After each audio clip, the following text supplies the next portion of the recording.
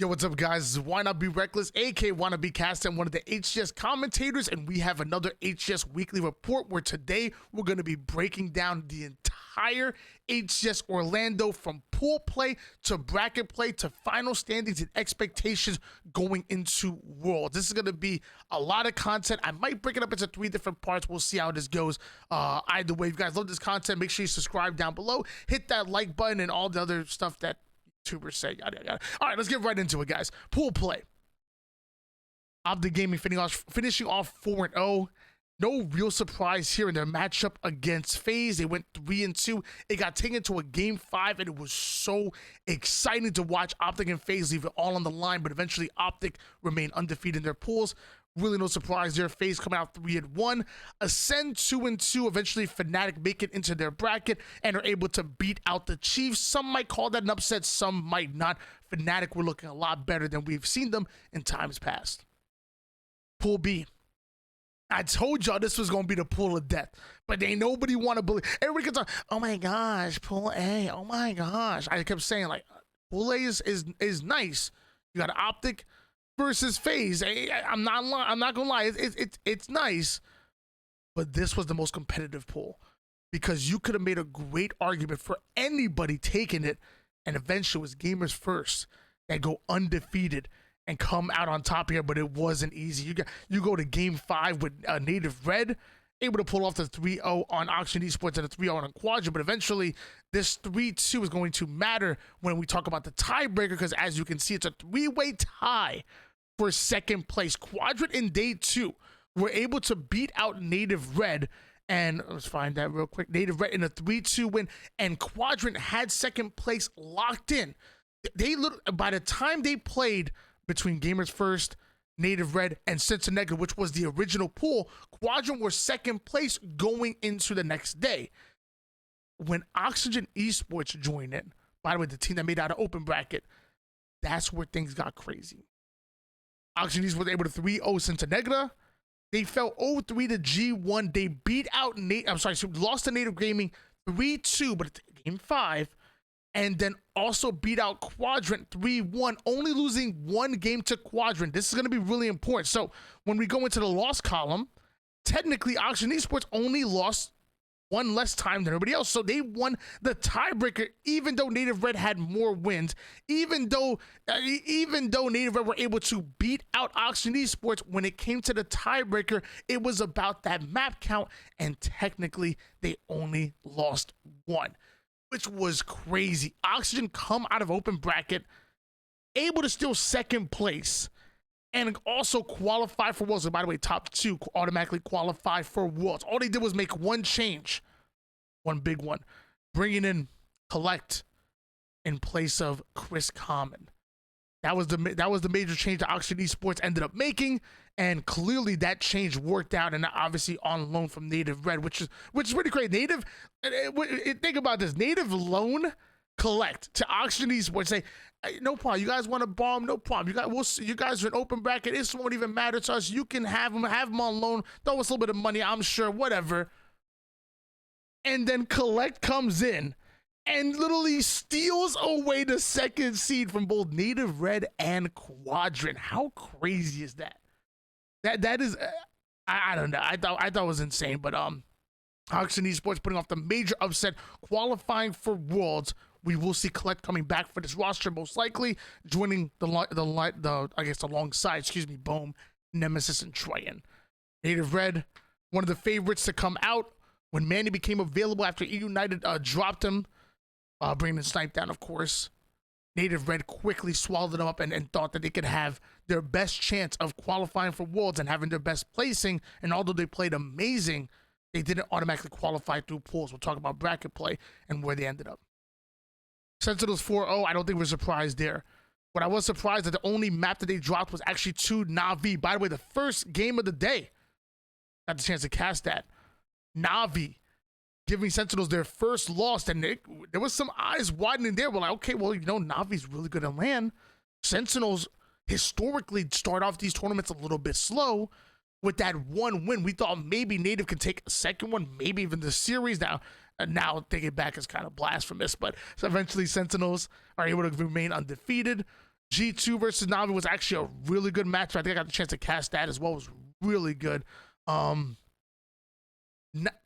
Even though Navi didn't finish second place in their pools, they're going to be the story for EU as we go down to talk about these placing and bracket play. You guys are really going to see how Navi, seemingly coming out of nowhere, emerges as one of the favorites in EU, even though the spotlight was not on them. It was always on Quadrant and always on Ascend, the number 1 and number 2 teams coming out of Europe. United, not out of Europe, finished 4-0 in their pools, and I'm going to go out and limit. I'm going to say that was an upset. I'm going to call it an upset. Dude, Cloud9 in this tournament? Dude, Cloud9 were playing crazy. And obviously it's tough because we're talking about pool play, and obviously pool play happened before bracket play, and we're going to see, but Cloud9 looked dominant against Space Station Gaming and J-Lings, and when they went up against United, it was a 3-1 in favor of United, a dominant win, and it really put United right back on the map. Snipedown was having him one hell of a game. Ryan, obviously up and down. What he brings to the team is it really does transcend stats. But when he's popping off, he's really popping off. United came out undefeated, only dropping 2 maps this entire pool play. Cloud9 finished second place. J-Lings were able to get a win off of Space Station Gaming. Keep in mind, with Space Station Gaming, they did not have Pelu playing with them, who's one of their better players on the roster. They had their coach Nugget, who's a phenomenal player. Don't want to take anything away from Nugget, but he's not Pelu. So Space Station Gaming have yet to show up on LAN in full form, and I really hope they're able to figure it out, because whatever this visa issues is, we need to see if they qualify for Worlds, which I'm sure they will some way, somehow. We need to see this team fully loaded. It's a shame that we haven't. Fallen Esports were able to make it out of pool play. That was the team Kratos, Hative, Carmea. These guys, they did a thing. Sadly, didn't finish out too well in pools, but they weren't one of the favorites to make it out of open bracket, and they really pulled off upsets. TSS made it out of open bracket as well, by the way. Oxygen, which you talked about a little bit, and Fnatic. Those were your 4 open bracket teams that made it out to round out pool play. Now we're going to talk about bracket play. This was crazy. Optic Gaming 3-0 Oxygen Esports, no surprise there. Oxygen played great. Optic Gaming, come on now. Let's be serious. United 3-0 over G2. I'm not surprised United won. When I look at that matchup, I think it's in my eyes. Now you can talk to a lot of the teams and whatnot, but in my eyes, G2 and United do the same things very well. Just United do it a little bit better and with bigger names. G2, they understand how to slow the game down. They have an advanced understanding of how to set up and how to lock down setups. When they get into the defensive stances, especially on a game type like Oddball, they're so hard to break. When they're able to beat you in the fundamental battle, they are so hard to break. The problem is that United do what G2 do, just better. And I thought the addition of Barcode might have been enough firepower, because now you're talking about Sab and Barcode just flying in there, putting down damage, really open up the map for Straight Sick and Gilkey to pick off those one-shot kills. I thought, bringing in Barcode, that might have been it.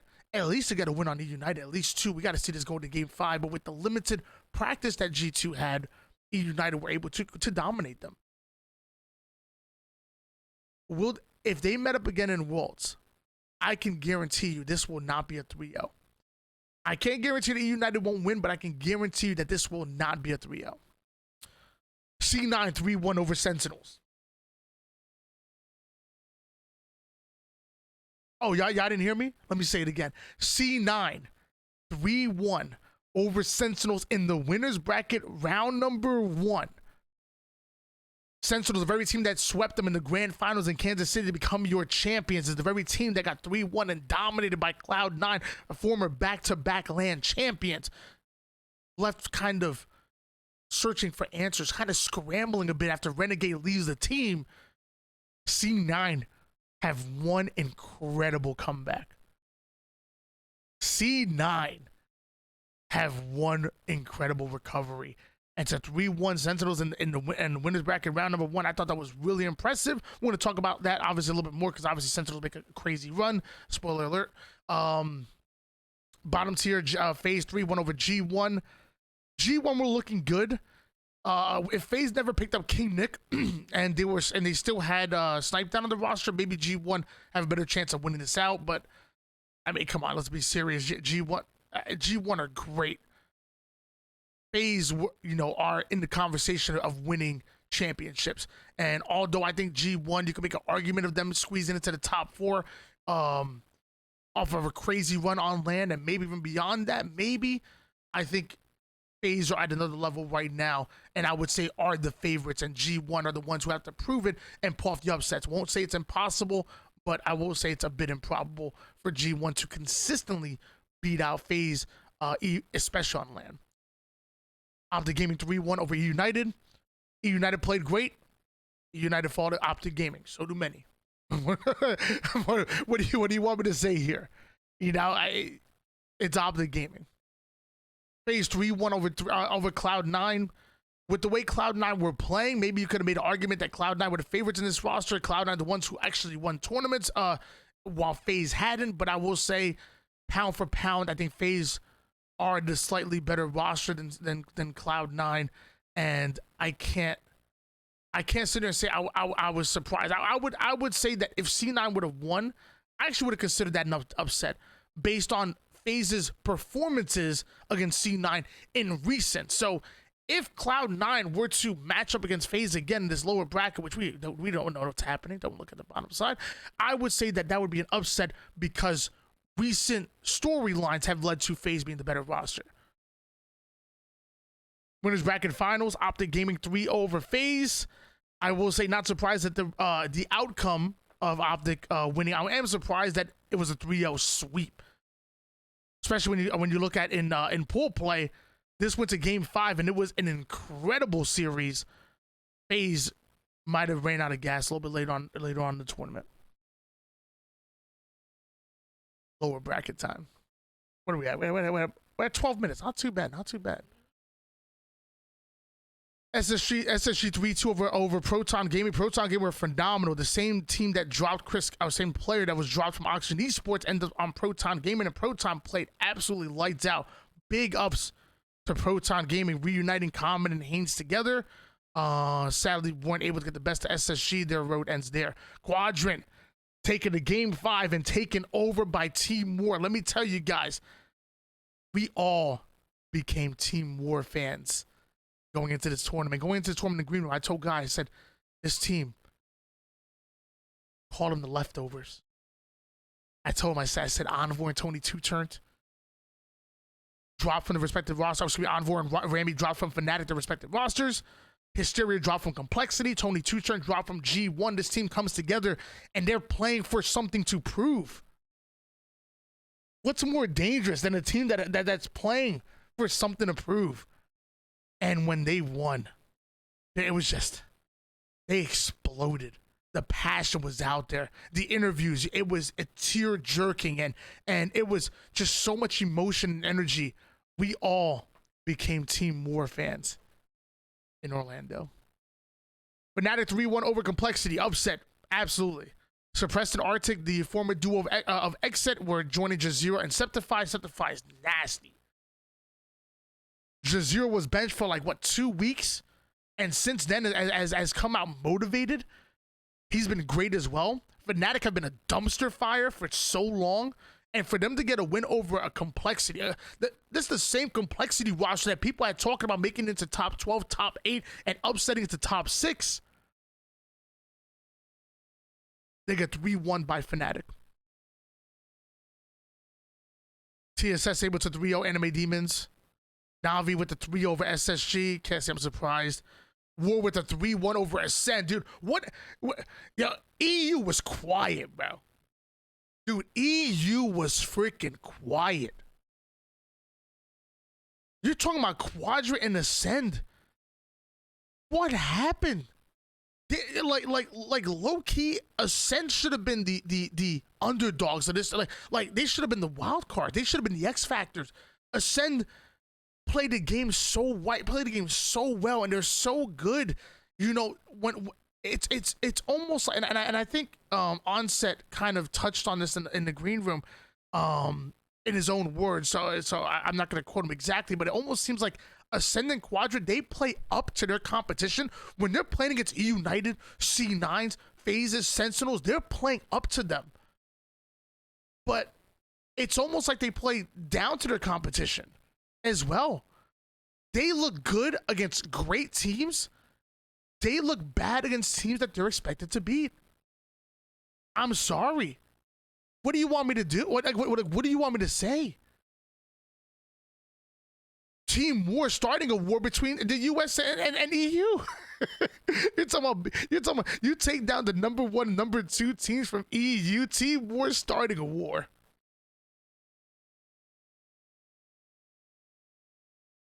Native Red 3 over Fnatic, no surprise. Fnatic got a lot better. Native Red are a lot better. Sorry. We'll love to see these two scrim though, because I think Fnatic are quickly getting in the conversation with Native Red. TSS 3 over J-Lings.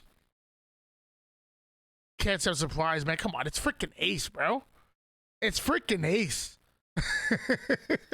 Like, dude, like, let's be honest, for a while Ace didn't look good on SSG, and maybe it was a playstyle stylistic matchup, but towards the later years, or I guess a run for SSG, Ace really started to come into his own in the Slays department, and you obviously know he's a leader and a veteran as well. Really happy to see what Ace has been able to do, and TSS, they look good for them.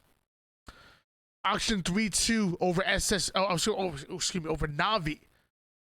Big win for them. Navi was EU's last hope, sadly, and although I will say it's crazy to be out of Ascendant Quadrant with how crazy they've looked, even on land back in Valencia. Navi once again showing that they are one of the best teams on land in the EU, because they look better than Ascendant Quadrant. I don't care what anybody says. In that Sentinel series, when they got that win over Sentinel, it was good. And they were competitive with them. They were competitive with G2. And they were 1 win away from taking down Oxygen Esports as well. Navi looked better than Ascendant Quadrant on land. G2 with the 3-0 over War. At one point, it was Envoy that was filling in for the G2 roster. He was looking good. I think at one point, Rambo was filling in as well.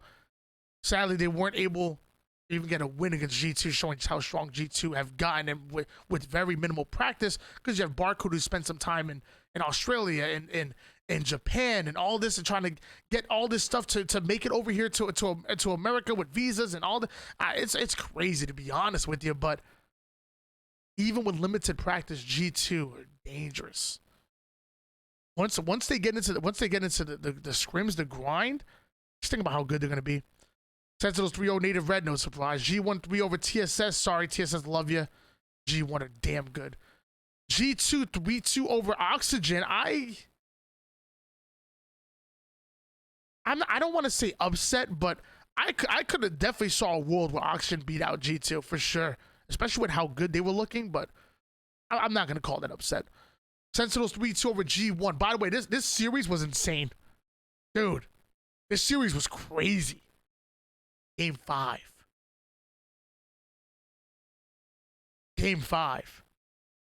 G1 are up by like 10 kills going into the late stages of this tournament.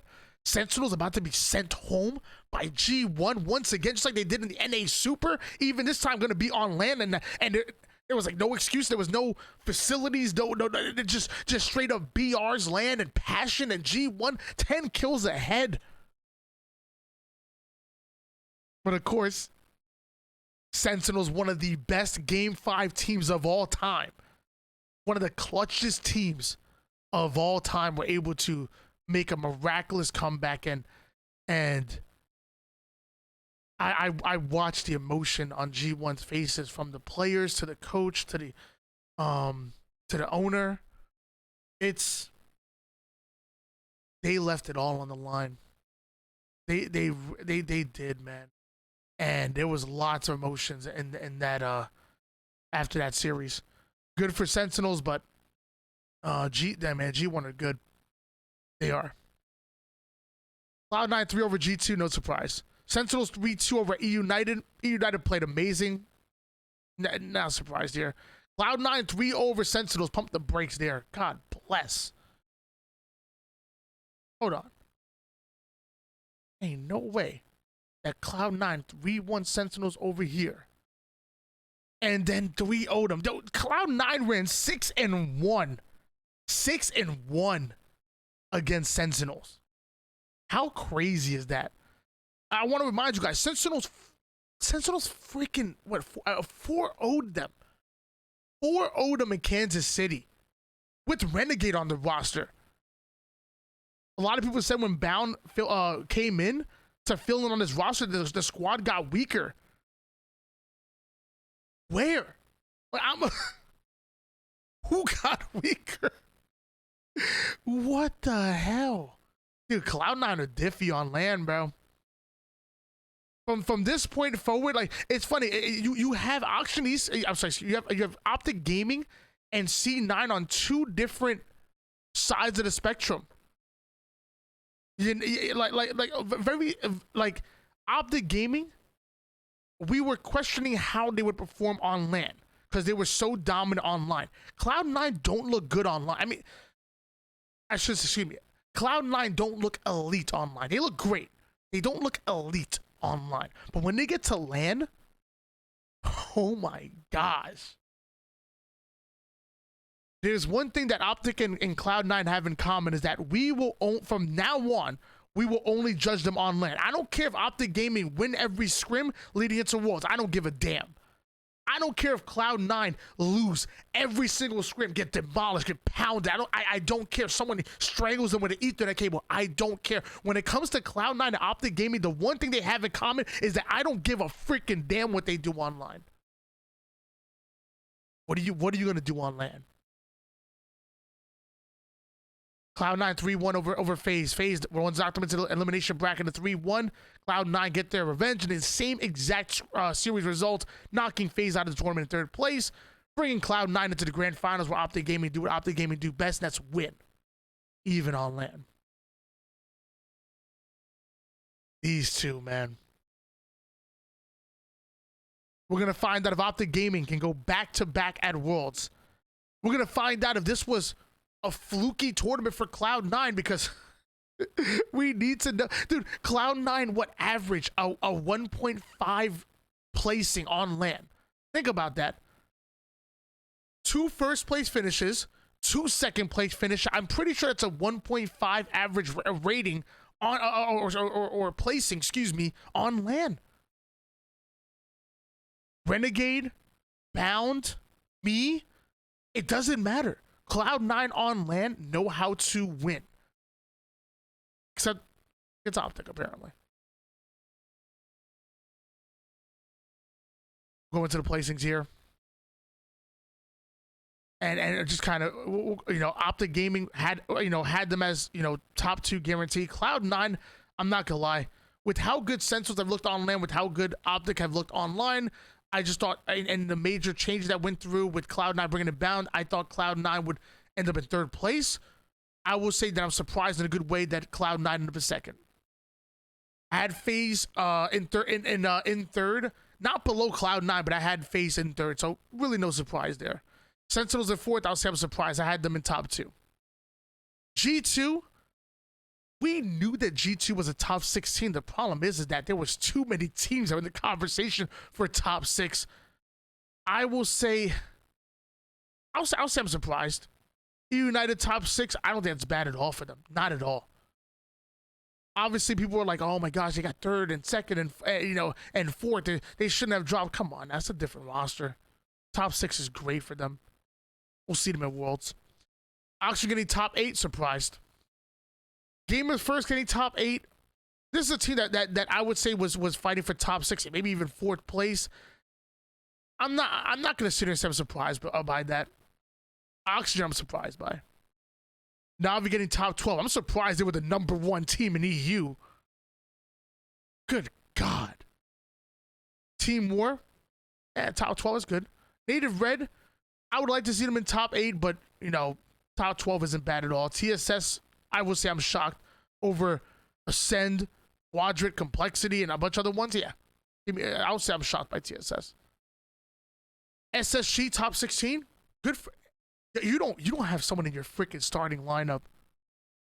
He's not even in the start. Like you're one of your best players isn't even present. Sure, that's good. Ascend top 16, abysmal. Fnatic top 16, that's good. J-Links Esports top 16, that's good. It's I think top 16 isn't bad for them. I'm also surprised, you know, you're in the same conversation as Ascend beating out Quadrant. Great for them. J-Links, they have LAN experience. That's what matters. Proton Gaming, good for them. Honestly. Quadrant, what the hell? Complexity, what the hell? Anime Demons, I like it. Top 20, I like it. Falling Esports, good for them. Chiefs, it's hard for me to gauge Chiefs. ANZ just isn't there with North America just yet, and we stole away Barcode, you know? So, top 24, I'm not mad at that. Team Cruelty, not mad at top 24. And I'll say the same thing for Sentinel. This is not even the same Sentinel roster that was that has been competing under them for quite some time. So, I'll say good for them. Optic Gaming come out with the big win. Cloud9 second, FaZe third, Sentinels fourth. And that was HCS Orlando. And I can't wait to do another one of these next month when we're going to Worlds. All right, guys, 26 minutes down. I think we need to end it right now. This is a long video. I said I might be doing this in 3 parts. I'm not sure. I might just do it all in one. Love you guys all. Don't forget to subscribe to the YouTube. Leave comments down below. What were your expectations going? What are your expectations going into Worlds? And make sure you follow me on Twitch and TikTok and all the other stuff. You know, content creators. Oh, show. Love you guys all. Peace.